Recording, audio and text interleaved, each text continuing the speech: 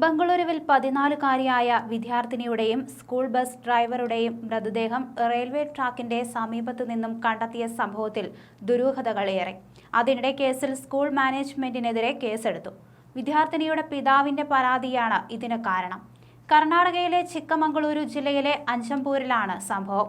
ഡ്രൈവർക്കെതിരെ കുട്ടിയുടെ കുടുംബം നേരത്തെ പരാതി നൽകിയിട്ടും സ്കൂൾ അധികൃതർ നടപടിയൊന്നും സ്വീകരിച്ചില്ലെന്ന് ചൂണ്ടിക്കാണിച്ചാണ് കേസെടുത്തിരിക്കുന്നത്. 8ാം ക്ലാസ് വിദ്യാർത്ഥിനിയായിരുന്ന 14-കാരിയുടെ അടുത്ത് 38-കാരനായ ഡ്രൈവർ നിരന്തരമായി പ്രണയാഭ്യർത്ഥന നടത്തിയിരുന്നു. കുട്ടിയെ ശല്യം ചെയ്യുന്നുവെന്ന് ചൂണ്ടിക്കാണിച്ച് സ്കൂൾ അധികൃതർക്ക് കുട്ടിയുടെ പിതാവ് ഒരു പരാതി സമർപ്പിച്ചിരുന്നു. ഒക്ടോബറിലായിരുന്നു പരാതി നൽകിയത്.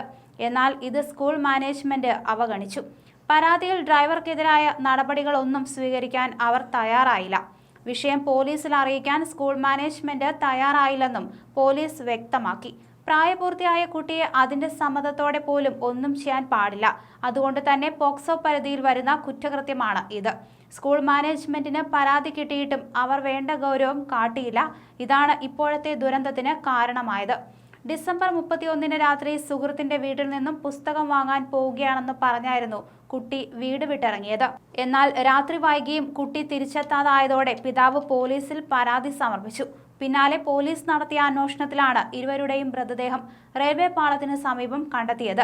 അഞ്ചംപൂരയ്ക്കടുത്തുള്ള ഗിരിയാപുരയിലെ ഒരു സ്വകാര്യ സ്കൂളിലെ 8ാം ക്ലാസ് വിദ്യാർത്ഥിനിയായ പെൺകുട്ടി ബസ് ഡ്രൈവറുടെ അനിഷ്ടകരമായ പ്രണയാഭ്യർത്ഥനയെക്കുറിച്ച് മാതാപിതാക്കളെ അറിയിച്ചിരുന്നു. തുടർന്ന് പെൺകുട്ടിയുടെ പിതാവ് തന്റെ മകൾ നേരിട്ട പീഡനം വിശദീകരിച്ച് സ്കൂളിൽ പരാതി നൽകി. എന്നാൽ കുറ്റാരോപിതനായ ഡ്രൈവർക്കെതിരെ കാര്യമായ നടപടിയെടുക്കുന്നതിൽ സ്കൂൾ മാനേജ്മെന്റ് അവഗണന കാണിക്കുകയും അധികൃതരെയോ ശിശു സംരക്ഷണ യൂണിറ്റിനെയോ അറിയിക്കുന്നതിൽ വീഴ്ച വരുത്തിയെന്നാണ് ആരോപണം. സ്കൂൾ മാനേജ്മെന്റിനും ബസ് ഡ്രൈവർക്കും എതിരെ ഇന്ത്യൻ ശിക്ഷാ നിയമത്തിലെ സെക്ഷൻ 305 ലൈംഗിക കുറ്റകൃത്യങ്ങളിൽ നിന്ന് കുട്ടികളെ സംരക്ഷിക്കൽ നിയമത്തിലെ പ്രസക്തമായ വകുപ്പുകൾ എന്നിവ പ്രകാരമാണ് കേസെടുത്തിരിക്കുന്നത്.